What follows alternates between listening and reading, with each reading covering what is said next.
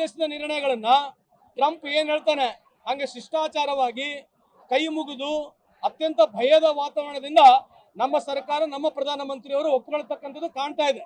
ಅದಕ್ಕೆ ಯಾವ ಬಿಜೆಪಿ ಮುಖಂಡರಾಗಿರ್ಲಿ ಪ್ರಧಾನಮಂತ್ರಿಯವರು ಸ್ವತಃ ಆಗಿರ್ಲಿ ಅದ್ರ ಬಗ್ಗೆ ಸ್ಪಷ್ಟೀಕರಣ ಕೊಡ್ತಾ ಇಲ್ಲ. ತಮಿಳ್ನಾಡಿಗೆ ಬಂದ್ರೆ ಬ್ಲಾಕ್ ಮೇಕಪ್ ಮಾಡ್ಕೊಳ್ತಾರೆ. ಇದೇ ಪ್ರಧಾನಮಂತ್ರಿಯವರು ತಮಿಳ್ನಾಡಿಗೆ ಬಂದ್ರೆ ಕಪ್ಪು ಮೇಕಪ್, ಡೆಲ್ಲಿಗೆ ಹೋದ್ರೆ ಮೇಕಪ್ ನ ತೆಗೆಯೋದು, ತಮಿಳ್ನಾಡಿಗೆ ಬಂದ್ರೆ ಅದೊಂದು ಧೋತಿ ಹಾಕೊಳ್ಳೋದು, ಅಲ್ಲಿ ಹೋಗಿ ಫೋಟೋ ಶೂಟ್ ಮಾಡೋದು. ಇವರಿಗೆ ಬರೀ ಎಲೆಕ್ಷನ್ ಹೈಲು, ಈ ಎಲೆಕ್ಷನ್ ಹುಚ್ಚು ಒಂದು ಬಿಟ್ರೆ ನಮ್ಮ ದೇಶದ ಪ್ರಧಾನಮಂತ್ರಿಗೆ ಬೇರೆ ಕಾಣ್ತಾ ಇಲ್ಲ ಅಂತಕ್ಕಂಥ ಈ ಸಂದರ್ಭಕ್ಕೆ ಕೇಳಲಿಕ್ಕೆ ಇಚ್ಛೆ ಬಯಸ್ತೇನೆ ನಿಮಗೆ.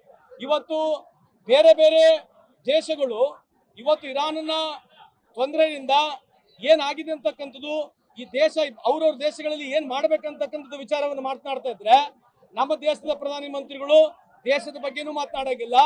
ಅದು ಯಾವುದೋ ಮೊನ್ನೆ ವಿಮೆನ್ ಬಿಲ್ಲು ಇವರೇ ಪಾಸ್ ಮಾಡಿರ್ತಕ್ಕಂಥ ವಿಮೆನ್ ಬಿಲ್ಲು 2014 ಮ್ಯಾನಿಫೆಸ್ಟೋದಲ್ಲಿ ಇವರು ವಿಮೆನ್ ರಿಸರ್ವೇಷನ್ ಬಗ್ಗೆ ಮಾತನಾಡಿದ್ದಾರೆ.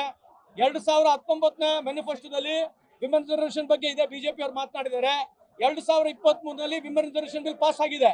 ಇವತ್ತು ನಿಮಗೆ ಧೈರ್ಯ ಇದ್ರೆ, ನಿಮಗೆ ಪ್ರಧಾನಮಂತ್ರಿಯವರೇ ನಿಮಗೆ ಧೈರ್ಯ ಇದ್ದು, ನಿಮಗೆ ಬಿಜೆಪಿ ಅವ್ರಿಗೆ ಧೈರ್ಯ ಇದ್ರೆ ನಾಳೆನೇ ಇಂಪ್ಲಿಮೆಂಟ್ ಮಾಡಿ. ನೀವು ಅದಕ್ಕೆ ಡಿಲಿಮಿಟೇಷನ್ ಜೊತೆ ಯಾಕೆ ಲಿಂಕ್ ಮಾಡ್ತಾ ಇದ್ದೀರಿ? ಡಿಲಿಮಿಟೇಷನ್ ಜೊತೆ ಲಿಂಕ್ ಮಾಡ್ತಕ್ಕಂಥದ್ದು ಅವಶ್ಯಕತೆ ಇಲ್ಲ. ಆ ರೀತಿ ಕಾನೂನು ಆಲ್ರೆಡಿ ಪಾಸ್ ಆಗಿದೆ. ಇವರಿಗೆ ಹೆಣ್ಮಕ್ಳಿಗೆ ಆದ್ಯತೆ ಕೊಡಕೂಡುದು.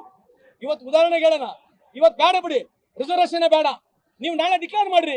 ಬಿಜೆಪಿ ಪಾರ್ಟಿ 33% ಕೊಡ್ತೀವಿ ಅಂತ ನೀವು ಡಿಕ್ಲೇರ್ ಮಾಡ್ರಿ. ಯಾಕೆ ಮಾಡಬಾರ್ದು? ನೀವು ಹೇಳ್ಬೋದಲ್ವಾ?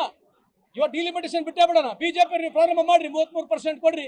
ಇದು ಹೆಣ್ಮಕ್ಳಿಗೆ ಕೊಡಬಾರ್ದು ಅಂತಕ್ಕಂಥ ಉದ್ದೇಶದಿಂದ ಅವರು ಡಿಲಿಮಿಟೇಷನ್ ವಿಮೆನ್ ರಿಸರ್ವೇಷನ್ ಬಿಲ್ಲು ಜೊತೆಗೆ ತಂದು ಜನರಿಗೆ ಸುಳ್ಳು ಮಾಹಿತಿಯನ್ನು ಕೊಡ್ತಕ್ಕಂಥ ಕೆಲಸ ಇವತ್ತು ಬಿಜೆಪಿಯ ಪಕ್ಷ ಈ ದೇಶದ ಪ್ರಧಾನಮಂತ್ರಿ ಮಾಡ್ತಕ್ಕಂಥದ್ದು ಸರಿಯಲ್ಲ. ಸಂಪೂರ್ಣ ನ್ಯೂಸ್, ಇದು ನೊಂದವರ ಧ್ವನಿ.